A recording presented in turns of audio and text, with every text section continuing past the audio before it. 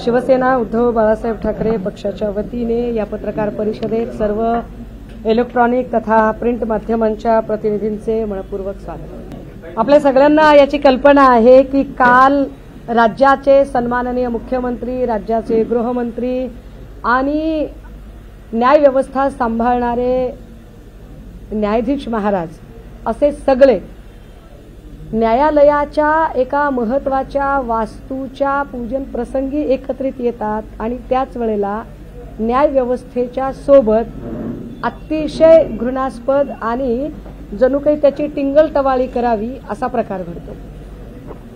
हे अत्यंत स्पष्टपणे आणि पहिल्यांदाच आम्ही सांगायला हवे की या सगळ्या प्रकरणामध्ये अक्षय शिंदे हा कुणी महात्मा, महापुरुष किंवा देशासाठी लढणारा क्रांतीवीर अजिबात नाही। अक्षय शिंदे हा विकृत गुन्हेगार होता। अक्षय शिंदेची शिक्षा अटळ होती। अक्षय शिंदेला मरेपर्यंत फाशी मिळायलाच हवी होती आणि त्याला शिक्षा व्हावी यासाठी या राज्यातला नागरिक म्हणून, आई म्हणून, कायद्याची विद्यार्थिनी म्हणून आणि कुठलाही एक सजग विवेकी माणूस म्हणून त्याला शिक्षा मिळायलाच हवी या भूमिकेची मी स्वतः आणि माझा पक्ष सुद्धा आहे। परंतु अक्षय शिंदेला शिक्षा व्हावी, पण ती शिक्षा देताना कायद्याची प्रक्रिया संपूर्णतः पार पाडली जावी, ती प्रक्रिया बायपास होता कामा नये हे जास्त महत्त्वाचे आहे। कारण ती प्रक्रिया या देशाच्या संविधानिक चौकटीचं अधिष्ठान आहे। पहिल्या दिवसापासून अक्षय शिंदे प्रकरणामध्ये पोलिसांनी अक्षम्य हलगर्जीपणा केला। पहिल्या दिवसापासून अक्षय शिंदे प्रकरणामध्ये पोलिसांकडून अत्यंत संशयास्पद पद्धतीने तपास संथगतीने चालू होता आणि हा जो काही तपास संथगतीने चालू होता यात काही महत्त्वाचे मुद्दे आपल्या समोर ठेवले पाहिजेत की आम्हाला अक्षय शिंदे प्रकरणाबद्दल आक्षेप का आहेत आणि ते कशासाठी आहेत। मुद्दा क्रमांक 1, अक्षय शिंदे याला तळोजा MIDCच्या जवळच्या जेलमधून जर बदलापूरमध्ये न्यायचे असेल तर साधारणतः तुम्ही सगळ्यांनी प्रवास केला असेल, आपण पनवेल, कळंबोलीतनं राईट टर्न घेतो, पुढे जातो, तळोजा राईट साईडला राहतं, तिकडनं पुढे जर बदलापूरला जायचं असेल तर राईट टर्न घेऊन आपण MIDCतनं एक चांगला हायवे तयार झालेला आहे शिळफाटा आणि आपण बदलापूरकडे जातो। गाडी मुंबऱ्याकडे नेण्याचं काय कारण होतं? प्रश्न क्रमांक 1। जर रस्ता हा तळोजा टू बदलापूर आहे तर ती बदलापूरला गाडी का गेली याचं उत्तर अजूनही मिळालेलं नाही। प्रश्न क्रमांक 2, पोलिसांनी चार्जशीट, अक्षय शिंदे हा कोणी VIP नव्हता, हा कोणी क्रांतीवीर नव्हता, हा कोणी फार मोठा काही सोज्वळ माणूस नव्हता, मग त्याचं चार्जशीट रविवारच्या दिवशी एवढं तडकाफडकी फाईल करण्याची पोलिसांना काय घाई होती? ते रविवारी का फाईल केलं गेलं आणि इतक्या घाईने? म्हणजे लगेच तुम्हाला सायंकाळी 5 वाजता सोमवारी सगळ्या प्रक्रिया करून म्हणजे 5 वाजायची वेळ होते आणि त्याच वेळेला तुम्हाला त्याला बाहेर न्यावंसं वाटतं, तुम्हाला त्याच्यात अजिबात काही प्रिकॉशन्स घ्यावेसे वाटत नाहीत, हे प्रचंड संशयास्पद आहे। ज्या पिस्टलने अक्षय शिंदेवर गोळी झाडली, जनरली पोलिसांकडे ज्या काही आत्ता पिस्टल आहेत, आता रिव्हॉल्वर इतिहास जमा झालेले आहेत, ज्या पिस्टल वापरल्या जातात त्या सोफिस्टिकेटेड वेपन म्हणून वापरल्या जातात। साधारणतः 9mm या सगळ्या पिस्टल आहेत। याच्यामध्ये कॉक किंवा लॅच वजा एक गोष्ट आहे। जे सोफिस्टिकेटेड वेपन आहे ते सगळे पोलीस कर्मचारी वापरतात। हे सोफिस्टिकेटेड वेपन बाजारात कुठेही खाजगी पद्धतीने खरेदी विक्रीसाठी नाही। ज्या अर्थी बाजारात हे खाजगी पद्धतीने खरेदी विक्रीसाठी नाही त्या अर्थी याचं कुठेही ट्रेनिंग सुद्धा मिळायचं काही कारण नाही। म्हणजे याचं ट्रेनिंग हे फक्त पोलिसांनाच असू शकतं। जर असं असेल तर अक्षय शिंदेला हे ट्रेनिंग कुठून मिळालं? कारण काहीही असलं, पहिली गोष्ट रिव्हॉल्वर अनलोड, पिस्टल अनलोड असते, ती लोडेड करून अजिबात ठेवली जात नाही। समजा एमर्जन्सीमध्ये लोडेड करून ठेवायची जरी म्हटलं तरी चेंबर लोड केल्यानंतर चेंबर लोड करणे आणि ट्रिगर ओढणे या दोन्हींच्या मध्ये एक कॉक आहे, या दोन्हींच्या मध्ये एक लॉक आहे। हे लॉक लावावंच लागतं कारण जर चेंबर तुम्ही लोड केलं तर कुठल्याही क्षणी साध्या बोटाचा जरी दाब पडला तर गोळी उडू शकते आणि ज्याच्याकडे रिव्हॉल्वर आहे त्याला सुद्धा धोका होऊ शकतो. त्यामुळे कुठलाही माणूस त्याला लॉकच करणार असं लॉक काढणं हे कुठल्याही सर्वसाधारण माणसाला शक्य नाही. त्याचं ट्रेनिंगच मिळायला हवं. मग ते अक्षय शिंदेला लॉक कसा काय काढता आला.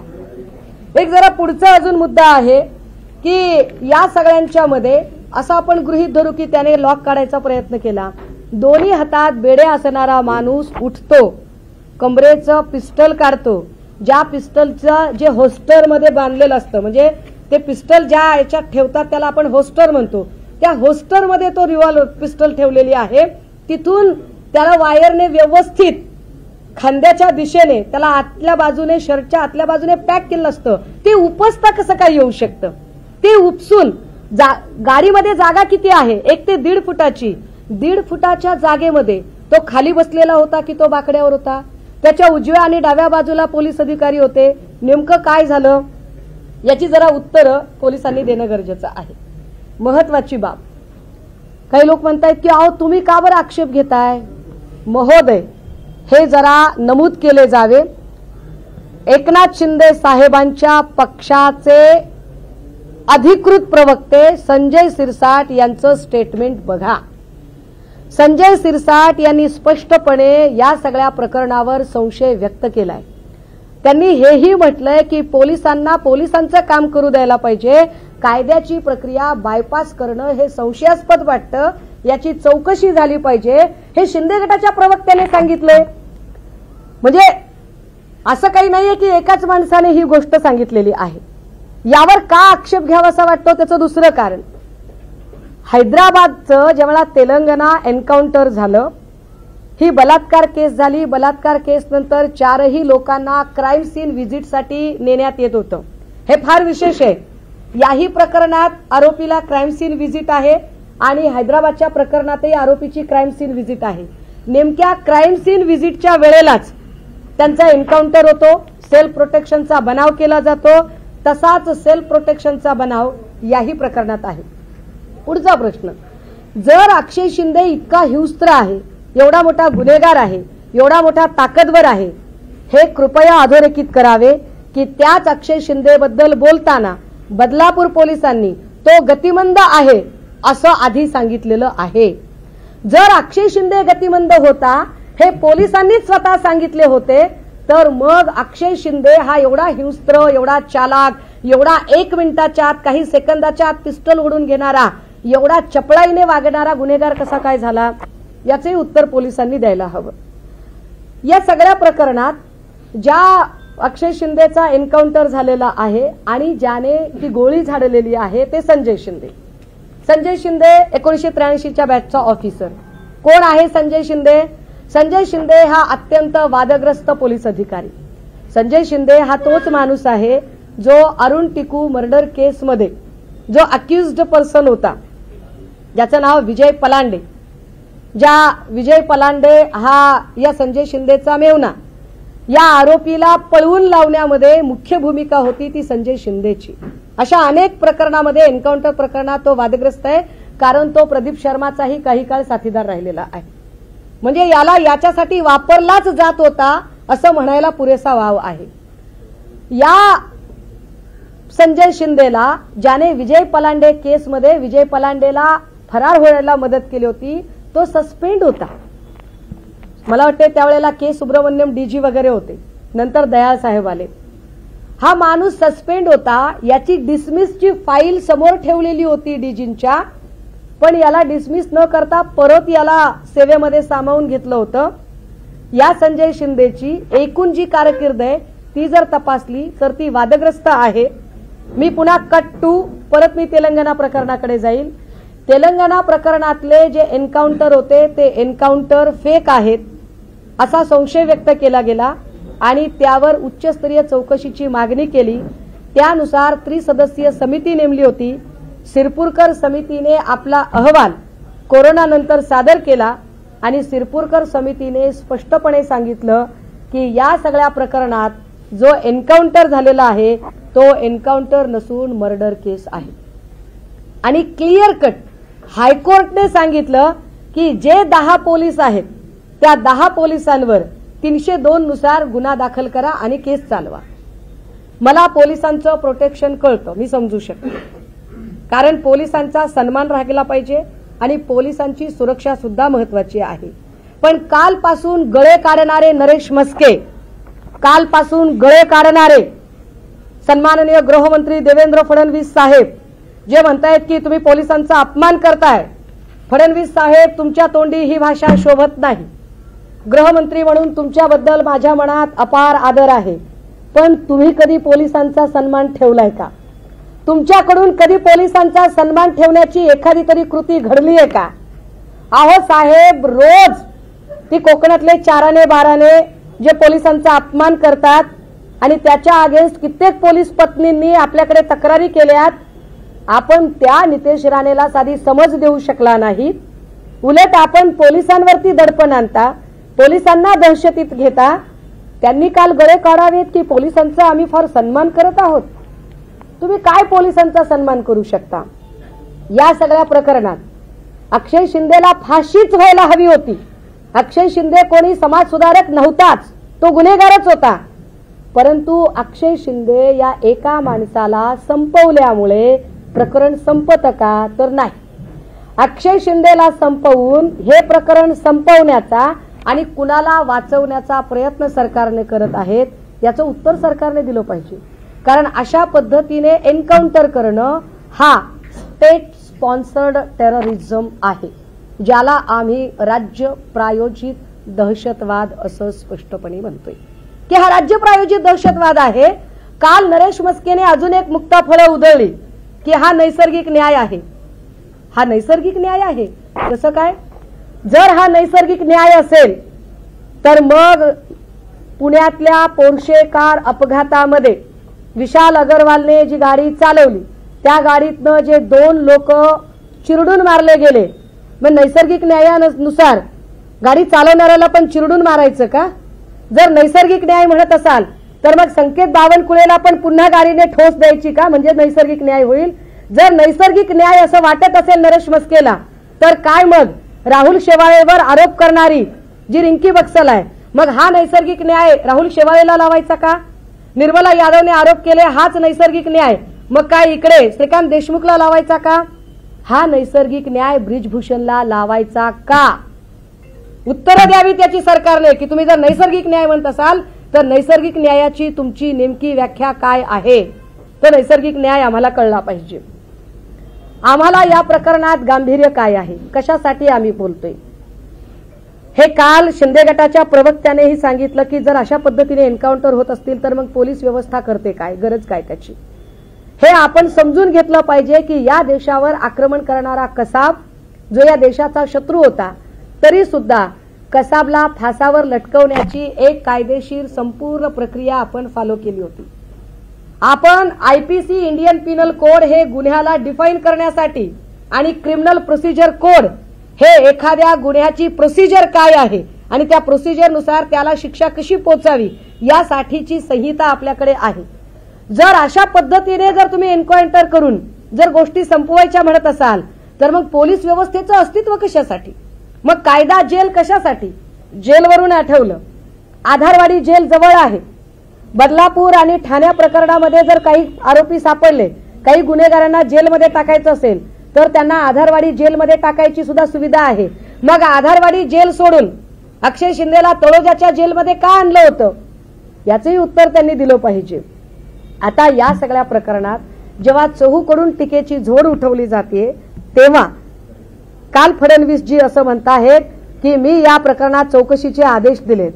फडणवीस साहेब, तुमची कोणती चौकशी पूर्ण झाली ते सांगा. या राज्यामध्ये ड्रग्जचं प्रकरण सुरू झालं तेव्हा तुम्ही म्हणालात की नेक्सस बाहेर येईल.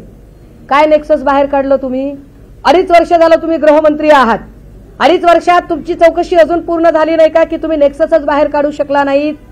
वसई विरार प्रकरणामध्ये ज्या आरोपीला मारलहान, रस्त्यामध्ये ज्या तरुणीची हत्या झाली, काय केलं तुम्ही? इथे कोयता गँगने हायदोस घातला आणि पोलीस अधिकाऱ्यावरच कोयता चालवला गेला.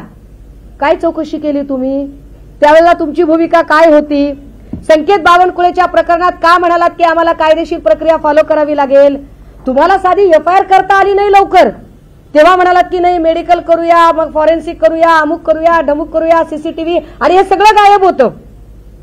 तिथे तुम्हाला कायदेशीर प्रक्रिया आठवते. एका वामन म्हात्रेवर एफआयआर करताना तुम्हाला कायदेशीर प्रक्रिया आठवते, एफआयआर करताना, आणि गोळी घालताना तुम्हाला कायदेशीर प्रक्रिया अजिबात आठवत नाही. गोळी घालताना तुम्ही बेछूट गोळी घालता. त्याला फाशीच व्हायला पाहिजे होती, हे मी पुन्हा पुन्हा सांगते. त्याला फाशीच व्हायला पाहिजे होती, पण त्याला फाशी देताना सराउंडिंग असणारे जे कारक घटक आहेत ते वाचवले जात आहेत, ही आमची अडचण आहे. कित्येक लोकांना वाचवण्याचा प्रयत्न केला जातोय. बदलापूर प्रकरणातला आपटे अजूनही अटक झालेला नाही. सीसीटीव्ही फुटेज नेमके तुमच्या वेळेलाच गायब कसे होतात फडणवीस साहेब? नेमके शाळेचे सीसीटीव्ही फुटेज गायब झाले, तिकडे बावनकुळेच्या प्रकरणात नेमके त्याच्या सगळ्या रस्त्यावरचे सीसीटीव्ही फुटेज गायब झाले, आणि तुम्ही कायद्याची भाषा करायची, तुम्ही प्रश्न विचारायचे. या सगळ्या प्रकरणामध्ये अजून काल काही मुक्ताफळं उधळली जात होती. मला वाटतं आपल्या पुण्यातच राहतात विधानसभेच्या काय त्या उपसभापतीबाई, आणि त्या म्हणाल्या की असं नाही बोलता येत, चिडचिड वगैरे होऊ शकते. अरे वा, कालपर्यंतची तुमची भाषा वेगळी होती, आज वेगळी भाषा आहे. एका महत्वाच्या खुर्चीवर बसलेल्या व्यक्तीकडून ही भाषा अपेक्षितच नाहीये मला. निश्चितपणे मुलींना न्याय मिळाला पाहिजे. अरे पण या निमित्ताने शाळा प्रशासन तुम्ही तसंच सोडून दिलंय, त्याचं काय? मी आई आहे, विरोधक म्हणून बोलत नाहीये, आई म्हणून बोलते, शिक्षिका म्हणून बोलते, कायद्याची विद्यार्थिनी म्हणून बोलते की या सगळ्या प्रकरणात ज्या शाळेमध्ये सीसीटीव्ही नव्हते ती शाळा का वाचवताय तुम्ही?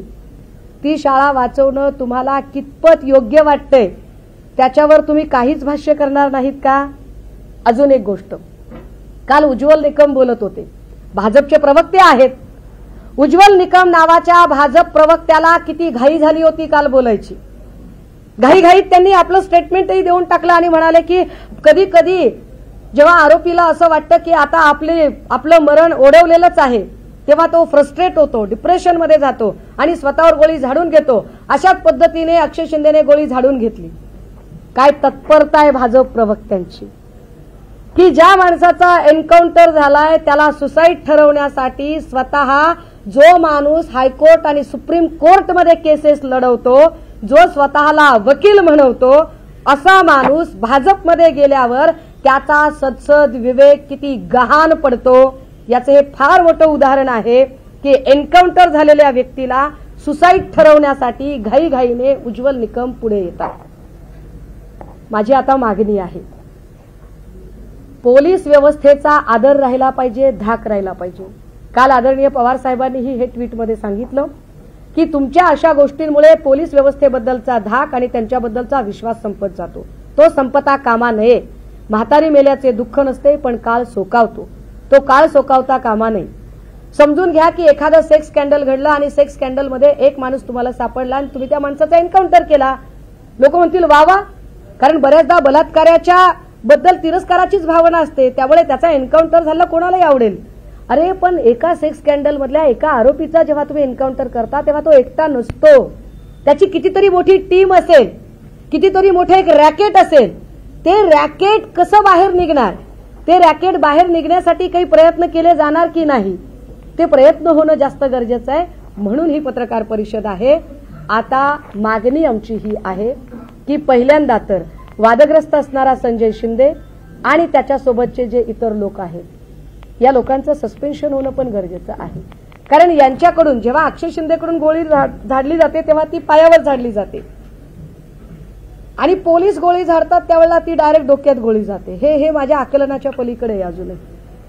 दुसरी गोष्ट, या प्रकरणाची उच्चस्तरीय म्हणजे न्यायाधीशांच्या समितीने चौकशी करायला हवी.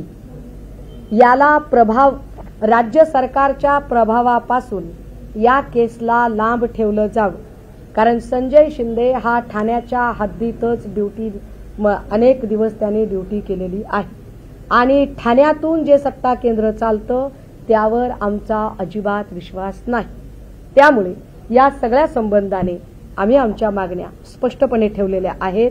या संदर्भात असं जर एखादं एन्काउंटर झालं तर विदिन 24 आवर याची सगळी माहिती ह्युमन कमिशनला सुद्धा गेली पाहिजे.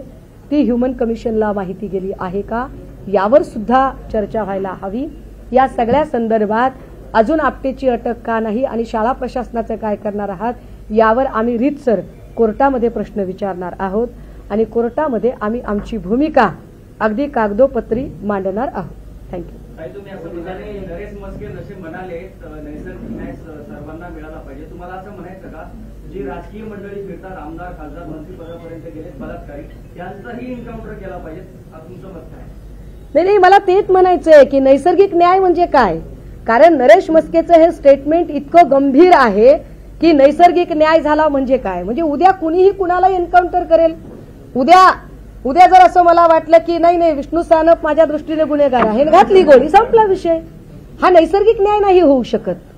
एखादी गोष्ट ठरण्यासाठी त्याला चीप आहे, त्याला क्रॉस आहे, त्याला आर्ग्युमेंट आहे, त्याला जजमेंट आहे, त्याला इव्हिडन्स आहे, त्याला अनेक गोष्टी आहेत. ती सगळी प्रोसेस जर तुम्ही बायपास करणार असाल तर मग पोलीस स्टेशन कशाला अस्तित्वात आहे, मग न्यायालय कशाला अस्तित्वात ठेवता. मग फक्त असे 10-5 एन्काउंटर स्पेशालिस्ट फक्त नेमा ना तुम्ही, बाकीच्या गोष्टीच करू नका. मी पुन्हा सांगते की अक्षय शिंदे हा समाज सुधारक नाही, त्याला फाशीच व्हायला पाहिजे. पण ती फाशी होताना लोकांच्या मनात कायद्याबद्दलचा धाक आणि आदर सुद्धा शाबूत राहिला पाहिजे, जो अशा प्रकरणाने राहत नाही. आणि ही गंभीर समस्या आहे. त्यामुळे या प्रकरणातून वाचवायचे कोणाला असंही असू शकतं. काल एक पोस्टर फिरलं, लगेचच 10-5 मिनिटात एक पोस्टर फिरलं. काय पोस्टर होतं की न्याय असाच हवा, एक पोलिसांची टोपी आणि खाली धर्मवीर 2.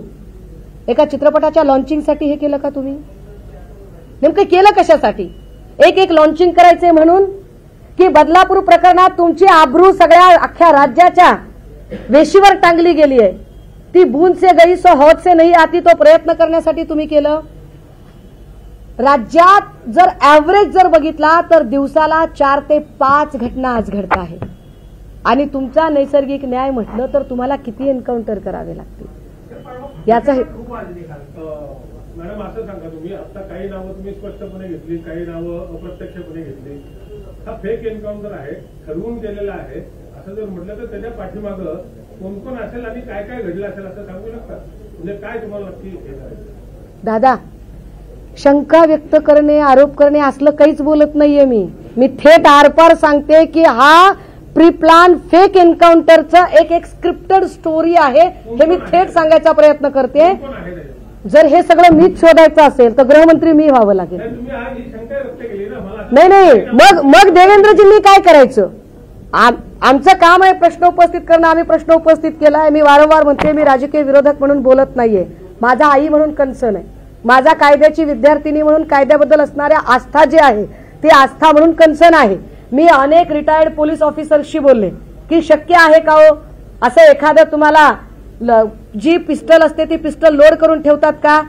कित्येक रिटायर्ड पोलीस ऑफिसर सांगतात की नक्सली भाग सोडला तर कुठल्याही ठिकाणी अशा पद्धतीने अधिकारी पिस्टल लोड करत नाहीत. आणि जरी लोड केली समजा काही इमर्जन्सीमध्ये तरी चेंबर लोड केल्यापासून ते ट्रिगर ओढेपर्यंत मधल्या पॅचमध्ये एक लॉक आहे, जो लॉक सर्वसामान्य व्यक्तीला काढताच येत नाही. आणि तुम्ही पोलीसच सांगतात की तो गतिमंद होता. तर मग नेमकं गौडबंगाल काय? आणि ते गौडबंगाल शोधून काढावं यासाठीच मी उच्चस्तरीय समितीची मागणी करते.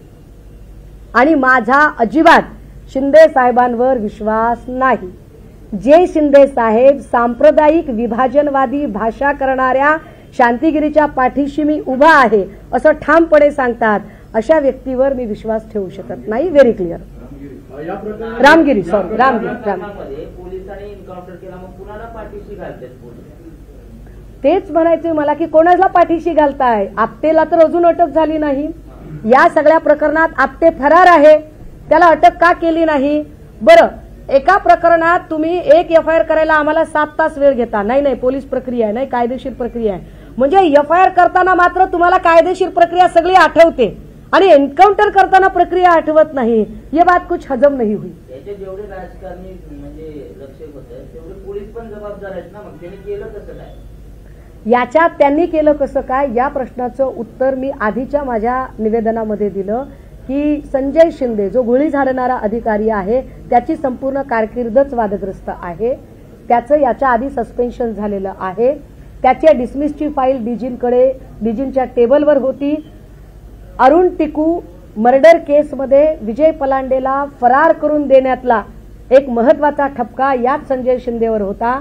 संजय शिंदे हा अशा अनेक प्रकरणात वादग्रस्त व्यक्ती म्हणून 1983च्या बॅचचा हा ऑफिसर आहे. या घटनेच्या संदर्भात एक SIT स्थापन करण्यात आलेली आहे ज्यामध्ये 15 अधिकाऱ्यांचा समावेश आहे आणि त्याच 15 अधिकाऱ्यांमध्ये संजय शिंदे आणि निलेश मोरे सुद्धा आहेत. ही SIT एक्झॅक्टली दादा, ही थट्टा आहे. ही कमिटी म्हणजे थट्टा आहे. माझीच बॅट, माझाच बॉल, माझा स्टंप आणि मी 6 काढलेला आहे, मी 4 मारलेला आहे, हे तुम्ही जाहीर करा, असं नाही चालत. 13 तारखेची जी ऑर्डर आहे ही केस ट्रान्सफर केली होती क्राईम ब्रांचकडे. त्यावेळेस कोणत्या तपासपत्रामध्ये असेल त्यांची नाव नाही, पण तरीही आता सुद्धा SITची नावं नाही ती स्थापन झाली, त्याची नावं नाहीत. हे त्या तपासपत्रातले जे अधिकारी आणि कर्मचारी आहेत त्यांच्या नावांची ती लिस्ट आहे. मुद्दा एक. दुसरं, तुम्ही मगाशी असं निवेदन करताना म्हटलं की रिव्हॉल्वर पोलिसांच्या आरमरीमधून हद्दपार झाली. आता काही नाही, रिव्हॉल्वर अजूनही पोलिसांच्या आरमरीमध्ये आहे. मी नाही म्हटलं हद्दपार झाली, आता म्हटलं रिव्हॉल्वर नाही, एकदाही नाही. तुम्ही परत ऐका, एकदा नाही. मी असं म्हणते की हॉस्टेलमध्ये जिकडे ऑफिसर होस्टलर वापरत नाहीत मॅडम. क्राईम ब्रांचची टीम आहे ती. क्राईम ब्रांचचे ऑफिसर होस्टलर वापरत नाहीत. होस्टलर युनिफॉर्मवर वापरतात. मग ते उघडं ठेवणार आणि अनलोड केलं उघडं ठेवणार. अनलोड हे रेकॉर्डवर कुठे आहे? लोड झालेलं होतं की अनलोड झालेलं? एक्झॅक्टली. तुम्ही कसं म्हणता लोड झालेलं पिस्टल ठेवलं? बरोबर आहे, मी असं म्हणत नाही. मग मला सांगा, एका सर्वसामान्य माणसाला त्याचा ट्रिगर कसा काय ओढता आला, त्याचं लॉक कसं काय काढता आलं? प्रॅक्टिकल प्रोसिजर तुम्हाला माहिती की नाही मला माहिती नाही. 9mm पिस्टल नॉर्मल माणूसही 2 हातांनी कॉक करू शकतो. नाही करू शकत, दोन्ही हातांनी कॉक नाही करू शकत. याच्या संदर्भाने मी कित्येक रिटायर्ड पोलीस ऑफिसरशी बोलले की 9mm पिस्टल हे सर्वसामान्य माणसाला त्याचा लॉक काढता येत नाही दादा. लॉक म्हणजे पट्टी असते, ती पट्टीवर सरकवलेली असते. पण ते काही असं लगेचच काढून कुठे बाकड्यावर ठेवता येत नाही.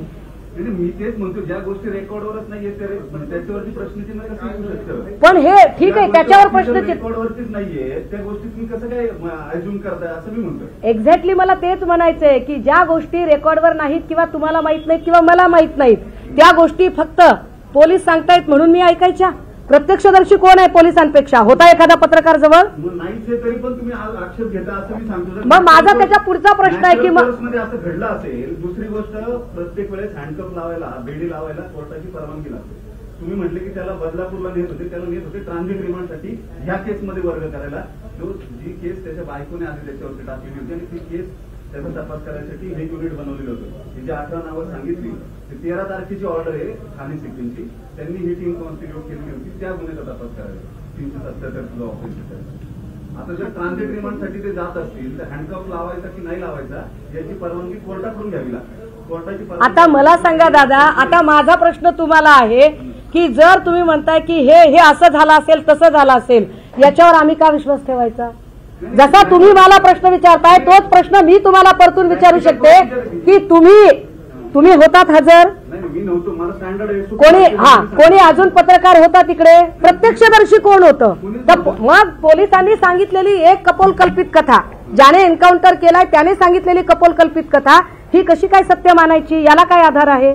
जसा तुम्ही आधार विचारता तसा कपोलकल्पित कथेला सत्यकथा मानण्याचा आधार काय आहे? तो आधार सांगा आम्हाला. तुम्ही तो आधार फडणवीस साहेबांनी सांगावा. तुम्ही कशावरती सत्य मानाल ते सांगा. कोण नाही, माझी शंकाच आहे, माझ्या शंका आहेत. मी सगळे प्रश्न उपस्थित केलेत आणि या सगळ्याच्या प्रश्नांची उत्तरं मिळावी म्हणूनच मी उच्चस्तरीय समितीच्या चौकशीची मागणी करते. माझे हे सगळे प्रश्न आहेत, लक्षात घ्या. तुम्हीच म्हणताय उच्चस्तरीय समितीने हो, उपयोग होणार नाही, ऐका, नाही, तुम्ही मिसगाईड करताय साहेब, तुम्ही मिसगाईड करताय. मी असं म्हणते की माझा स्टंप, माझीच बॅट, माझाच बॉल हे चालणार नाही. फडणवीसांनी आदेश द्यायचे आणि राज्यांतर्गत एखादी समिती, ये बात नाही चलेगी. उच्चस्तरीय समिती, मी असं म्हणते की उच्च न्यायालयाच्या न्यायाधीशाच्या स्तरावरची समिती नेमा आणि या सगळ्या फॅक्ट्स तपासून बघा आणि त्यातलं सत्य काय आहे ते समोर आणा, ही माझी मागणी आहे. मी इथे कुणी जज नाहीये, मी मागणी करते आणि मी म्हणते की मला उच्च न्यायालयाच्या स्तरावरच्या न्यायाधीशांची चौकशी समिती यात झाली पाहिजे. आणि का झाली पाहिजे त्याचं कारण मी पुन्हा सांगते की अक्षय शिंदे कुणी समाज सुधारक नाही, कुणी क्रांतीवीर नाही, पण कसाबला सुद्धा फाशीवर देताना आपण एक कायद्याची प्रक्रिया फॉलो केली होती. ती प्रक्रिया जर फॉलो होत नसेल तर राज्यामध्ये अशा पद्धतीने पोलीस स्टेशन आणि न्यायालयाच्या अस्तित्वाला अर्थच उरणार नाही. म्हणून हे गरजेचं आहे, हे कृपया आपण समजून घ्या. तुम्ही या घटनेवरती आक्षेप घेत आहे, मात्र जी पीडित आहे तिला न्याय मिळाला का? कारण शाळेत ज्यावेळेस ती चौकशी होती ते म्हणजे सायकल लागली असेल, तिला काही झाले असेल, जे मेन आरोपी आहे ते सापडले नाही. एक्झॅक्टली दादा, मला हेच म्हणायचंय की अक्षय शिंदेचा एकाचा आवाज बंद केल्याने प्रकरण संपले आणि आपण मोठा विजय हासिल केला असं जे चित्र दाखवण्याचा प्रयत्न केला जातोय तसं नाही. तर या प्रकरणातल्या ज्या वेगवेगळ्या कड्या आहेत त्या अजूनही गुलदस्त्यात आहेत. आपटे अजूनही फरार आहे. या शाळा प्रशासनावर अजूनही कारवाई नाही. या सगळ्या गोष्टी होणं अपेक्षित आहे आणि म्हणूनच मी उच्च न्यायालयाच्या स्तरावरच्या न्यायाधीशांच्या चौकशी समितीची मागणी करते. तुम्ही सुरुवातीला बोलताना असा आरोप केला की कालची जी घटना घडलेली आहे तर ते स्टेट स्पॉन्सर्ड टेररिझम आहे. हो, मी तो शब्द मी डबल उच्चारते. हा स्टेट स्पॉन्सर्ड टेररिझम आहे असं मी म्हटलं. जर हे असेल तर मग अंबानीच्या घराखाली जे काही स्फोटकं ठेवल्याचा आरोप झाला त्याची चौकशी करा. तर तो स्टेट स्पॉन्सर्ड टेररिझम नव्हता. अहो दादा, मी सगळंच समजू शकते. त्याच्याही चौकशा करा आणि त्याच्यामध्ये त्याच्याही चौकशा कराव्या. पण त्याच्या चौकशांसाठी ज्या ज्या लोकांना मध्ये घेतलं गेलं त्या सगळ्यांनी तिथे मात्र सांगितलं की आम्ही आयक्यू माहितीवर केलंय, आम्ही आयक्यू माहितीवर केलंय. हे ऑन रेकॉर्ड आहे, हे कृपया समजून घ्या. ज्या परमवीर सिंगने आरोप केले तो परमवीर सिंग कोर्टाच्या समोर सांगतो की मी आयक्यू माहितीवर केलं. हे पण कृपया समजून घ्या ना. त्याने का त्यावेळेला पुरावे सादर केले नाही?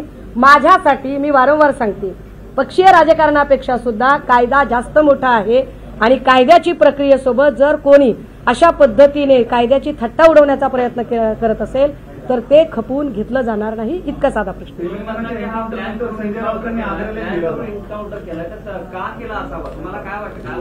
तेलंगणाचा जो काही एन्काउंटर होता त्या एन्काउंटरमध्ये सिरपूरकर समितीचा अहवाल आहे. अहवालामध्ये अनेक गोष्टी नमूद केलेल्या आहेत. मला आत्ता इकडे येताना पूर्ण अहवाल वाचायला वेळ मिळाला नाही, परंतु त्यात स्पष्टपणे नमूद केलं की या 4 मध्ये नुसते 4च लोक नव्हते, तर ते प्रेत जाळून पुरावे नष्ट करण्यासाठी अनेक लोकांनी त्यांना मदत केलेली होती. ते अनेक लोक बाहेर येतील, त्याबद्दलचं सत्य बाहेर येईल म्हणून 4 लोकांना एन्काउंटर करण्याचा प्रयत्न झाला आणि ते सत्य त्या 4 लोकांच्या सोबतच संपवण्याचा प्रयत्न झाला.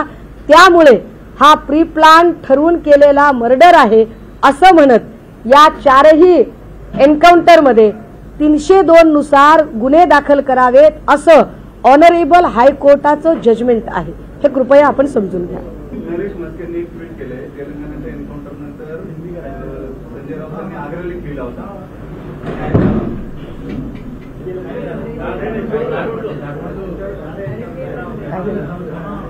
न्याय झाला या हेडिंग खाली संजय राऊतांनी सामन्यामध्ये आग्रह लिहिला. मी 2022ला प्रवेश केलाय साहेब, जून 2022ला. जून 2022च्या नंतरचा पक्ष मला माहिती आहे आणि त्यातल्या घडामोडी मला माहिती आहे. त्याआधी मी चळवळीतली आहे आणि तेव्हाचेही तुम्ही फेसबुकवर जा आणि तेलंगणा प्रकरणातलं माझं फेसबुक लाईव्ह बघा.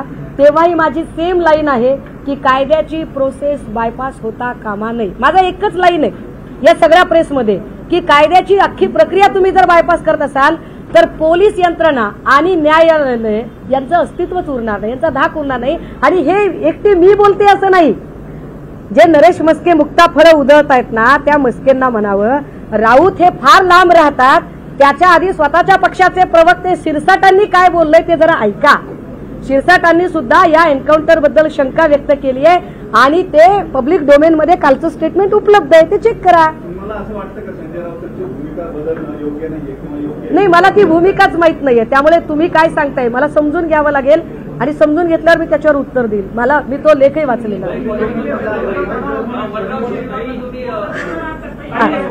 ऐका. वडगाव शेरीचा जो विषय, खरं तर या विषयात वडगाव शेरी यायला नको, परंतु पुण्यातल्या 3 जागा आम्ही मागितलेल्या आहेत. क्रमांक 1 ची जागा हडपसर, क्रमांक 1 ची जागा हडपसर, क्रमांक 2 कोथरूड, क्रमांक 3 वडगाव शेरी आणि 3ही जागा आम्ही लढणार. आम्ही तो दावा सोडलेला नाही.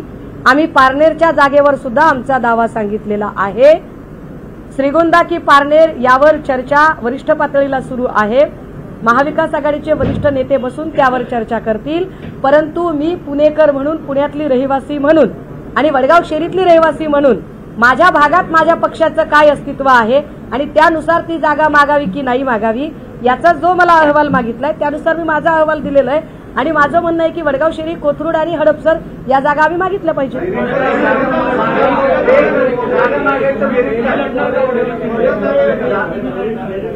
जागा मागायचं मेरिट काय? विधानसभेचं मतदान, लोकसभेचं मतदान, म्हणजे जागा मागताना जनरली आपली ताकद किती ते कागदावरती यावं लागतं ना डेटा. तर तसं आपलं मतदान किती झालेलं आहे, आपल्या उमेदवाराला आपला मी आपल्याला जरा आठवण करून दिली पाहिजे. नागपूरच्या राखीव मतदारसंघातनं ज्या रश्मी बर्वे निवडून आल्या ना, रश्मी बर्वेंचे मिस्टर निवडून आले, त्या रश्मी बर्वेंचं आधीचं जे तुम्ही जे म्हणता ना इलेक्ट्रल मेरिट, तर त्या ग्रामपंचायतीला सरपंच होत्या. तिथून सुरुवात आहे. ऐका ना. आणि असं करून कृपया शिवसेनेचा आवाज कुणी दाबू नये. शिवसेनेला असं करून त्याच्या जागा कुणी हिसकावून घेऊ नये. आम्ही त्या जागा मागणार आहे.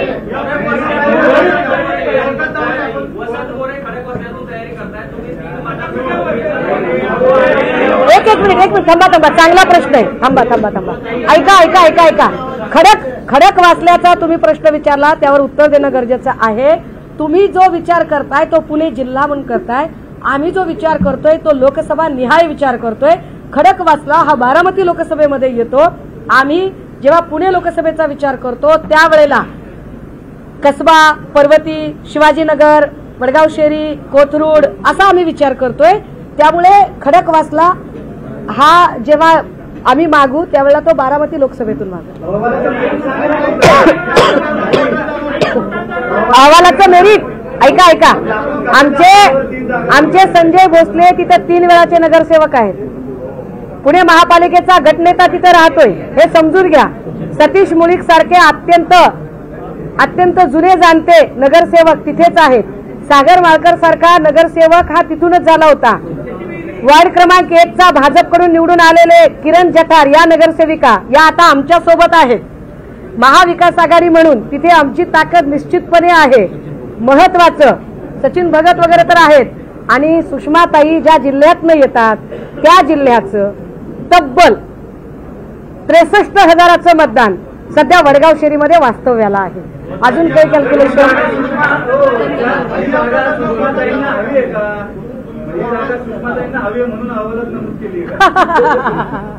Good question. लक्षात घ्या, मी एक जागा मागत नाहीये. मी मागताना 3 जागा मागते. मी फक्त पुण्याबद्दल बोलत नाही. मी जेव्हा बीडबद्दल बोलते त्यावेळेला मी असं म्हणते की मला माजलगावही हवं आहे आणि गेवराई हवी आहे. किंवा जेव्हा आम्ही अमरावतीबद्दल बोलतो तेव्हा दर्यापूर पाहिजे, बडनेरा पाहिजे. आम्ही जेव्हा हिंगोलीबद्दल बोलतो तेव्हा हिंगोली शहर, किनवट, कळमनुरी पाहिजे. मी माझ्या पक्षाची जबाबदार पदाधिकारी म्हणून वैयक्तिक एका जागेसाठी नाही तर पक्षाला कोणत्या कोणत्या जागा मिळाव्यात त्यासाठी भूमिका मांडली.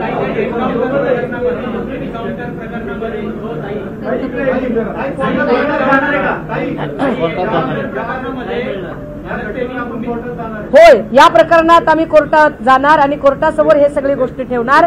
आम्हाला मी पुन्हा सांगते की आम्हाला अक्षय शिंदे मेला याच्यावर हळहळण्यात काहीच अर्थ नाही. तो मरायलाच पाहिजे होता. त्याचं मरण, त्याची शिक्षा अटळ होती. पण या निमित्ताने इतर सत्य दडवली जाऊ नयेत. ती सत्य बाहेर येण्यासाठी जी चौकशीची मागणी करायची त्यासाठी निश्चितपणे आम्ही न्यायालयीन प्रक्रिया, भलेही आमची तारीख मग 3002 मध्ये 3014 मध्ये जरी आली तरी आम्ही त्यासाठी न्यायालयीन प्रक्रिया फॉलो करू.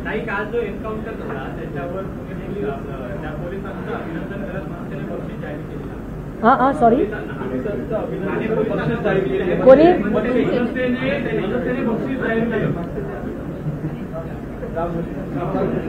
निवडणुकीच्या रिंगणात असणारे ज्यांना खरंच आपण गांभीर्याने घेऊ शकतो अशा लोकांचे स्टेटमेंट नक्की सांगा.